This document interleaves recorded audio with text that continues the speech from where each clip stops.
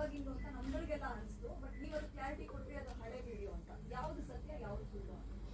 ಅದು ಹಳೆ ವಿಡಿಯೋನೇ. ಅಂದರೆ ಜೈಲಿಂದ ರಿಲೀಸ್ ಆದಾಗ ಸುಮಾರು ಜನ ನಾನು ಆಚೆ ಬಂದು ಒಂದು 2 ದಿನ ಆದ್ಮೇಲೆ ಫೋನ್ ಮಾಡಿದ್ರು, ಹೋಗಿಲ್ವಾ, ಎಷ್ಟು ದುರಂಕಾರ. ಒಂದು 2-3 ದಿವಸ ಕಂಟಿನ್ಯೂ ಕಾಲ್ ಮಾಡಿದ್ದಾರೆ. ಅವ್ರು ಹೆಂಗಿದೆಯಾ ಅಂತ ಕೇಳ್ಕೊಂಬಿಟ್ಟು ಅದನ್ನೂ ರೆಕಾರ್ಡ್ ಮಾಡಿದ್ದಾರೆ. ನಾನು ಏನೋ ಮಾತಾಡ್ಬಿಡ್ತೀನಿ, ಇಲ್ಲ ಸರ್ ಹಿಂಗೆ ಆಗೋಯ್ತು, ಅದನ್ನು ರೆಕಾರ್ಡ್ ಮಾಡಿ ಬಿಟ್ಟಿದ್ದಾರೆ. ನಾನು ಒಂದು 2-3 ದಿವಸ ಹೋದೆ. ಅಂದರೆ ನಾವು ತಪ್ಪು ಮಾಡಿದ್ದೀವಿ, ನಾವು ಹೋಗಿ ಕಾಯಲೇಬೇಕು ಅದನ್ನು, ಯಾಕೆಂದ್ರೆ ಅದು ದೊಡ್ಡ ತಪ್ಪು ಮಾಡಿರೋದು. ಹೋಗಿ ಕಾಯಲೇಬೇಕು. ಹೋಗಿದ್ದೀನಿ. ಒಂದು 3 ದಿವಸ ಶಿವಣ್ಣ ಅವ್ರು ಇರಲಿಲ್ಲ. ಅದಾದಮೇಲೆ ಒಂದು ವಾರ ಆದ್ಮೇಲೆ ಮತ್ತೆ ಫೋನ್ ಮಾಡಿದ್ರು, ಹೋಗಿದ್ಯಾ ಏನು ಕತೆ ಅಂತ ಅಂದಾಗ, ಇಲ್ಲ ಸರ್ ಹೋಗಿದ್ದೆ. ಮತ್ತೆ ಎಲ್ಲೂ ಏಕೆ ಇಲ್ಲ, ಏನೂ ಮಾಡೇ ಇಲ್ಲ ಅಂತ. ಇಲ್ಲ ಸರ್ ಹೋಗಿದ್ದೆ. ಮತ್ತೆ ಹೋಗಿರೋದನ್ನ ಹಾಕು, ಇಲ್ಲಾದ್ರೂ ಗೊತ್ತಾಗುತ್ತೆ ಹಂಗೆ. ಆಗ ಒಂದು 2 ನಮಗೆ ಗೊತ್ತಿರೋ ಸ್ನೇಹಿತರಿಗೆ ಒಂದು 2 ವಿಡಿಯೋ ಕೊಟ್ಟೆ, ಸರ್ ಹೋಗಿದ್ದೆ, ಶಿವಣ್ಣ ಅವ್ರು ಇರಲಿಲ್ಲ ಅಂತ. ಅದು ಪಾಸಿಟಿವ್ ಆಗಿ ನೆಗೆಟಿವ್ ಆಯಿತು. ಶಿವಣ್ಣವ್ರು ಬಾಕಲು ತೆಗಿಲಿವಂತೆ, ಹಿಂಗೆಲ್ಲ ಆಯಿತು. ಶಿವಣ್ಣವ್ರು ಮನೇಲಿ ಇರಲಿಲ್ಲ, ಸ್ವಲ್ಪ ಟೈಮ್ ತಗೊಂಡಿದ್ದಾರೆ. ಯಾಕೆಂದರೆ ಇದು ಅಂದಿರೋದು ಇದಲ್ಲ. ನಾನು ಫಾಲೋ ಮಾಡ್ತಾನೆ ಇದ್ದೀನಿ. ಕ್ಷಮಿಸ್ತಾರೆ ಅನ್ನೋದು ಗ್ಯಾರಂಟಿ 100% ಇದೆ. ನನ್ನ ಇಲ್ಲ ಅಂದರೆ ನನಗೂ ಭಯ ಸ್ಟಾರ್ಟ್ ಆಗೋದು. ಆ ನಂಬಿಕೆ ಮೇಲೆ ಇವತ್ತು ಕೂಡ ಉಸಿರಾಡ್ತಾ ಇದ್ದೀನಿ. ಇವತ್ತು ಬೆಂಗಳೂರಲ್ಲೇ ಯಾಕೆ ಕಲೆನ ನಂಬ್ಕೊಂಡು ಯಾಕೆ ಓದಾಡ್ತಾ ಇದ್ದೀನಿ ಅಂದರೆ, ಅವ್ರೇನಾದ್ರು ಕ್ಷಮಿಸ್ತೀರಿ ಅನ್ನೋ ಒಂದೇ ಒಂದು ಸ್ಟೇಟ್ಮೆಂಟ್ ಕೊಟ್ಟರೆ 100% ಮತ್ತೆ ಒಂದು ಸಿನಿಮಾನ ರಿಲೀಸ್ ಗ್ಯಾರಂಟಿ ಮಾಡ್ತೀನಿ.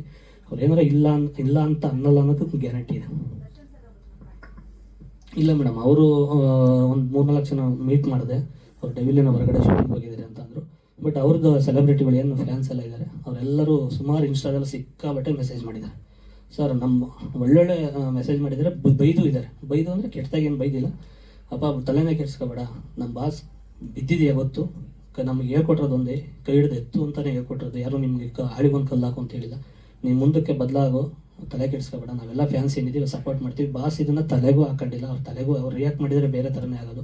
ಅವ್ರು ಇದಕ್ಕೆ ತಲೆನೇ ಕೆಡ್ಸ್ಕೊಂಡಿಲ್ಲ, ಅವ್ರ ಪಾಡಿಗೆ ಅವ್ರು ಬಿಸಿ ಅವ್ರೆ ಅಂತ ಅಂದರು. ಅದಕ್ಕಾಗಿ ನಾನು ಒಂದು 3 ಸತಿ ಮೀಟ್ ಮಾಡೋಕ್ಕೆ ಟ್ರೈ ಮಾಡಿದೆ, ಆಗಿಲ್ಲ. ಇನ್ನು ಧ್ರುವಣ್ಣ ಅವ್ರಿಗೆ ಒಂದೇ ಒಂದು ಮೆಸೇಜ್ ಆಗ್ತದೆ. ಅಲ್ಲಿಂದಲೇ ನನಗೆ ಒಂದು ಪಾಸಿಟಿವ್ ವೈಪ್. ಇಲ್ಲ ನಾನು ಬೆಂಗಳೂರು ಬಿಟ್ಟು ಹೋಗ್ಬಿಡೋಣ ಊರಿಗೆ ಅಂತಲೇ ಅಂದ್ಕೊಂಡಿದ್ದೆ. ಧ್ರುವಣ್ಣ ಅವರೇ ಮೆಸೇಜ್ ಮಾಡಿದಾಗ ರಿಪ್ಲೈ ಮಾಡಿದರು, ನೀನು ದರ್ಶನ್ ಸರ್ ಹತ್ರ ಸೀನಿಯರು ಮತ್ತು ಶಿವಣ್ಣ ಅವ್ರ ಹತ್ರ ಕೇಳು, ನಂದು ಬಿಡು, ತಲೆ ಕೆಡ್ಸ್ಕೊಬೇಡ ಅಂದರು. ಆಮೇಲೆ ಅಣ್ಣ ಸಿನಿಮಾನ ರಿಲೀಸ್ ಮಾಡಬೇಕು ಅಂತ ಅಂದ್ಕೊಂಡಿದ್ದೀನಿ, ಅವ್ರಿಬ್ಬರ ಹತ್ರ ಕೇಳು, ನಾನು ಆ ಟೈಮಲ್ಲಿ ರಿಲೀಸ್ ಆಗೋ ಟೈಮಲ್ಲಿ ಏನು ಬೈಟ್ಸ್ಬೇಕಾ ಏನು ಬೇಕಾ ಅದನ್ನು ಮಾಡ್ಕೊಡ್ತೀನಿ, ತಲೆ ಕೆಡ್ಸ್ಕೊಬೇಡ ಅಂತ. ಅವಾಗ ಒಂಚೂರು ಧೈರ್ಯ ಬಂತು. ಈಗ ಎಲ್ಲರೂ ಸಪೋರ್ಟ್ ಮಾಡಿದ್ದಾರೆ ನನಗೆ. ಇವರು ಫ್ಯಾನ್ಸ್ ಅಲ್ಲ, ಈ ಸಿನಿಮಾಕ್ಕೆ ಶಿವಣ್ಣ ಅವ್ರ ಫ್ಯಾನ್ಸು ಸಪೋರ್ಟ್ ಮಾಡಿದ್ದಾರೆ. ಇಡೀ ನಮಗೆ ದರ್ಶನ್ ಸರ್ದು ಫುಲ್ ಅವ್ರ ಫ್ಯಾನ್ಸು